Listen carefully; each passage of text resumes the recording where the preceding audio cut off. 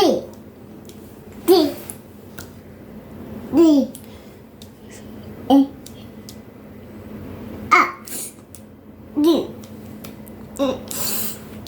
Good morning! Ang aga-aga pa pero tignan nyo nga naman ang aking baby't nagpapasikat na naman. Sinadya ko talagang ikapit niyang mga letters at numbers na yan sa may kwarto para pag sakaling hindi pa siya inaantok or pagkagising nga niya ay meron nga din siya mapaglibangan. Nung araw nga na yan ay hindi nga ako nagpunta ng pwesto kaya ayan kaming dalawa nga ulit ang magkasama nitong si baby. Ang setup ulit kasi naming dalawa ni Mr. Carbonell pag sakaling hindi ako pupunta ng pwesto ay mamamasada na nga rin siya. Kung hindi ako nagkakamali mga mare ay mga around 7:30 or 8 ang oras na yan at nandyan na nga kami sa labas nga ng bahay. Hahayaan ko lang muna siyang maglaro sa labas at kapag nanawa ay doon ko nga siya pinapasok. Sa loob ng 3 buwan nga na si Mr. ang nag-alaga kay Iliana ay naisanay nga niya ang bata na ito na lagi naglalaro nga sa labas. Para sa akin naman ay mas okay na rin yun mga mare kasi nga para hindi rin siya na ibababad nga sa cellphone. Pero syempre mga mare ay hindi ko rin naman talaga maipagkakaila sa inyo na yun nga talaga minsan talagang cellphone na nga lang talaga ang maipaglilibag natin sa kanila lalo na kapag meron tayong ginagawa. Pero madalas lang naman ay kapag sakali maglilinis nga lang ako at magmamap doon ko nga lang din siya pinapanood nga sa may cellphone ko. Kasi nga naman mga mare pag tayo mga misis talaga ang nasa bahay hindi pwede talaga na hindi tayo maglinis ng bahay. Pero kahit anong hirap din naman ay naisisingit ko din naman talaga yung paglilinis dahil may time din talaga na kapag binigyan mo nga ng laruan si Eliana ay naglalaro na nga lang din siya mag-isa. Pero madalas naman tuwing hapon talaga ay nakikipaglaro na nga siya sa mga pinsan niya or nandun nga sila sa may kalsada kasama yung mga pinsan niya na naglalaro. Nasanay din si Eliana na kapag sakaling natapos na nga siyang paliguan ng mga bandang alas 11, mag-aaya na yan sa may taas at mga bandang alas 12 naman ay natutulog na siya. So yun nga din yung nap time niya everyday. Pero nung araw na yan ay mukhang napasarap na tulog itong si Eliana dahil alas 3 na ay hindi pa nagigising. So paano yan mga mare, hanggang dito na lang muna.